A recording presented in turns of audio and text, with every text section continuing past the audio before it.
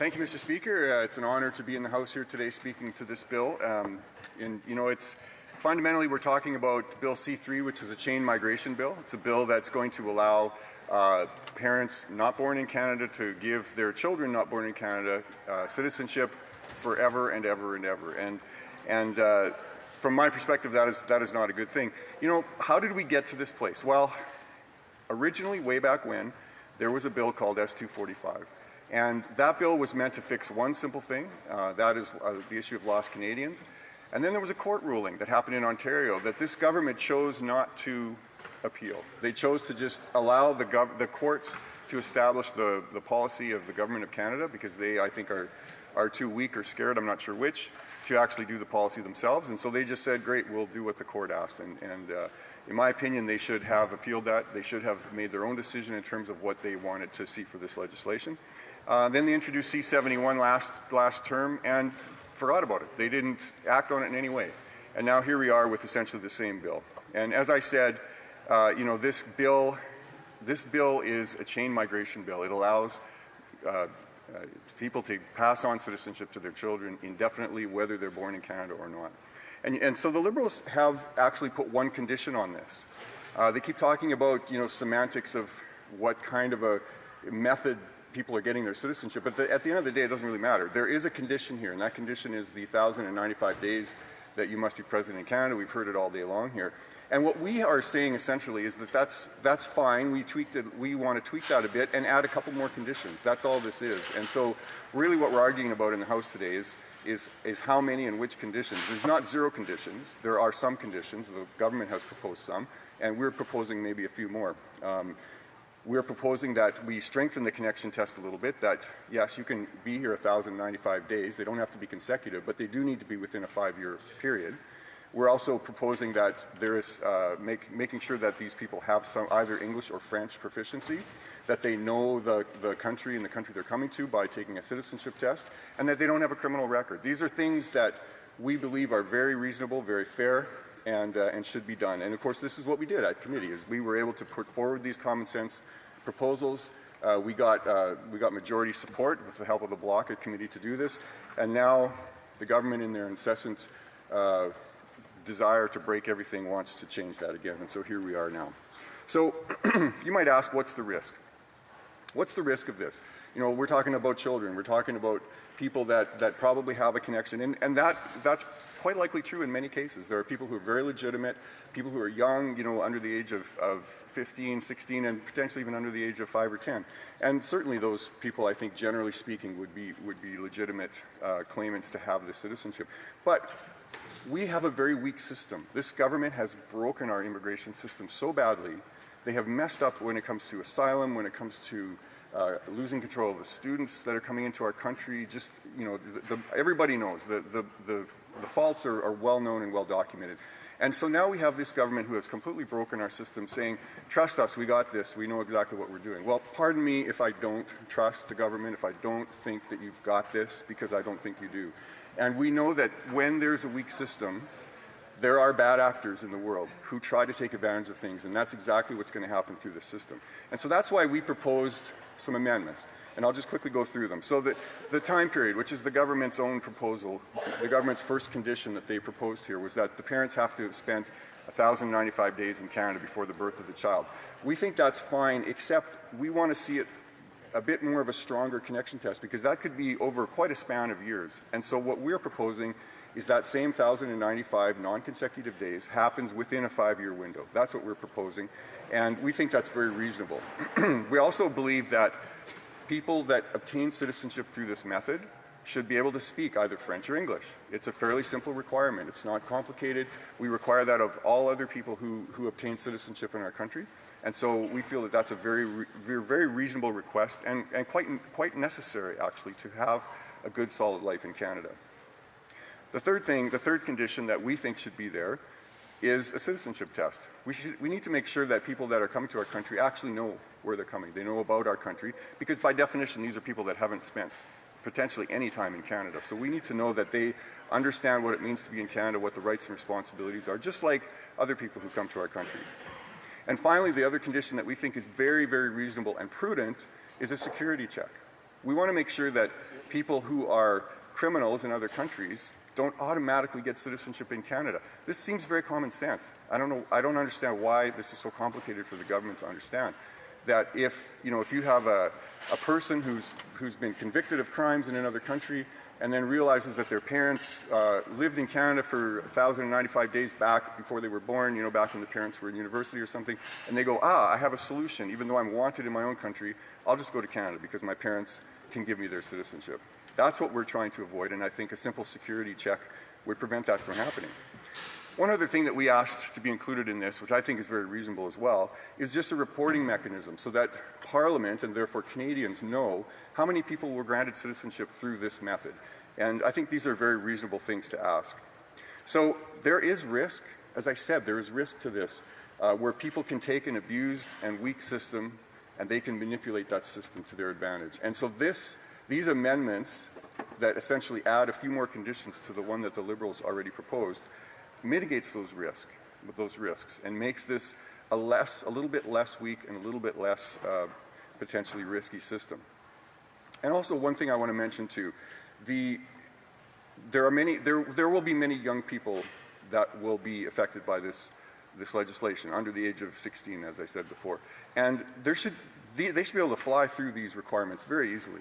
The time period, the languages, the test of Canada, the security screening, these things they'll either be exempt of it. I mean, right now we only require that of people who are between the ages of 18 and 54. So there actually would be no burden of anything on a young person in this. And that's why it gets back to my original point. We're not after the legitimate people who are coming here. We want to make sure that those people do get the citizenship that they are owed. But what we want to make sure is that those who do not deserve that citizenship, who are taking advantage of the system, are subject to some checks just to make sure that we can control and we can make sure that we know who's coming into our country. Now, I know the NDP is very angry at voters for taking away their party status in this House. And that has caused a lot of angst, I'm sure, in their ranks and in their members. And the member for Vancouver East, of course, was very much opposed to the changes that were made at committee without her being able to be there. And I know that she spoke on Friday, and there's a couple things that I wanted to just make sure that she understood. The first is about consecutive days. She mentioned that we're proposing that this needs to be consecutive days. Well, it's not. It's 1,095 days within a 5-year period. So we realize that people do need to have the opportunity to go and visit their home countries for weddings, funerals, different events that happen, and that seems very reasonable. So it's not a consecutive days. It's just within 5-year period we feel that there should be a substantial connection to Canada. And the other thing I wanted to mention briefly was confusion about what is a visitor. What is a visitor to our country? And, I think it's pretty clear. As a kid, I grew up in a lovely town on the eastern side of Saskatchewan called Yorkton, Saskatchewan. My grandparents lived on the exact opposite side of the province in a small town called Herbert, Saskatchewan, another lovely town in Saskatchewan. I spent a lot of time as a youth, as a young person, in Herbert, Saskatchewan. But I always considered myself a visitor to Herbert. I never thought I actually was from Herbert or had any kind of substantial connection to Herbert. I grew up in Yorkton, that's where I spent most of my time. And I think that's the principle we need to follow here. People may have visited Canada a number of times, and that's fine. We welcome visitors. We love it when you spend your money in our country. It's amazing. But we also need to make sure that that does not imply that in any way that makes you entitled to become a citizen of this country. And I think we have to be very clear on what visitor means and what it is. And we also have to be careful of the government we have and the 7th now immigration minister that we have in this House, 7 ministers in 10 years, who are not, I think, doing their due diligence on bills like this. The current minister just took the bill from the last parliament, which was the bill from the previous one, and just brings them along without actually thinking and putting some thought and some logic to what's going on here. And I think that's something that's very dangerous, and we have to be very careful of. And I think what we're seeing right now is the old NDP-Liberal coalition is back on. And I suspect if we look, we have a budget coming up here next week, and I think what's going on here is the NDP have demanded, in return for support of the budget next week, that the Liberals support them on their amendments that they want to do to this bill. And I think that's That's where we're at right now, and so, you know, the NDP-Liberal coalition leaves on. Citizenship has value, Mr. Speaker, and we need to make sure that we reinforce that and that we defend that. Thank you. Questions and comments. Question et commentaire. The Honourable Parliamentary Secretary to the Government House Leader. Yes, thank you, Mr. Speaker. There's a couple of things that come to my mind. First and foremost, what the Conservatives seem to not want to recognize, that there's a difference in terms of what this legislation is doing contrasted to someone that immigrates to Canada. When you immigrate to Canada, you become a permanent resident, and then there are certain things that have to be adhered to before you can become a citizen, i.e. 1,095 days within a 5-year period. What this legislation is doing is acknowledging individuals that could or should be entitled to a Canadian citizenship. I'm wondering if the member opposite would recognize there is a difference. The Honourable Member for Saskatoon West. Thank you, Mr. Speaker. I know the member from Winnipeg North is a master of words and likes to speak in all kinds of different ways, but the reality of this is really quite simple. We have a person who is not a Canadian citizen who is obtaining Canadian citizenship one way or another, and he speaks about this method versus that method versus that method. It doesn't really matter, and to the average Canadian, they don't understand that anyway, and I don't blame them because it's a very complicated system. The reality is you have a person without citizenship who's getting citizenship. The reality is the government is imposing a condition on that person obtaining this citizenship. And what we are proposing is that we just add a couple more conditions. That's all. It's very simple. It's a very simple thing. Yet this government refuses to consider conditions of criminality, conditions of language, conditions of knowledge of the country. And that is what we want. That's what we proposed. That's what went through at committee, and we'd like to see that in the bill. Thank you. Questions and comments. Question et commentaire. L'honorable député. The Honourable Member for Pierre Boucher, Les Verchères, Les Patriotes. Thank you, Mr. Speaker. My colleague said that at committee, my colleague for Lac-Saint-Jean, the Bloc's immigration critic, had questioned the minister on this file and asked how many more people will get citizenship under this legislation. And the minister was incapable of answering, couldn't put a number on it.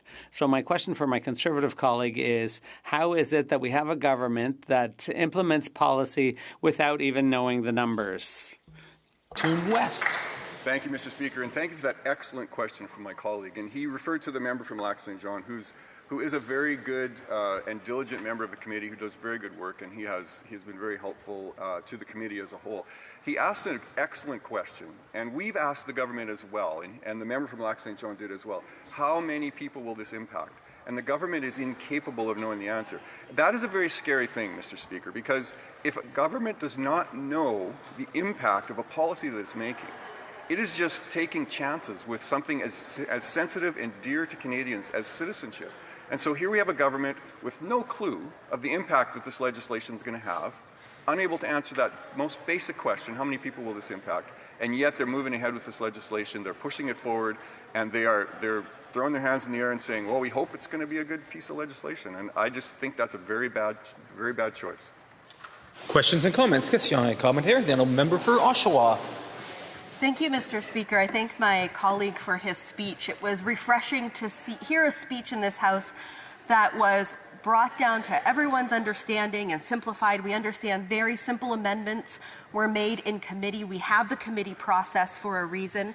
I'm wondering if the member would comment on what's his opinion on why the government, the Liberal government, would be against simple amendments that would protect the safety of Canadians as well as the value of Canadian citizenship. Good question. The Honourable Member for Saskatoon West. Thank you, Mr. Speaker, and thank you to the member for that excellent question. Trying to understand the reason and logic behind this Liberal government is something I've struggled with the entire 6 years I've been here in this Parliament, Mr. Speaker. It's very difficult sometimes to understand the logic behind decisions. As I just said, they don't know how many people this will affect, yet they're moving ahead with this legislation.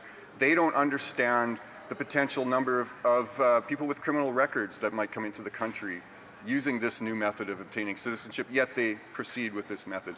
They don't understand the implications of maybe not having language or the other things that we think are really critical in this particular legislation. They don't have the ability, I think, to think ahead, to anticipate difficulties, to see how somebody with maybe not honest intentions might be able to take advantage of the situation, might be able to abuse the system that they create. They are unable to see around corners, as some have said.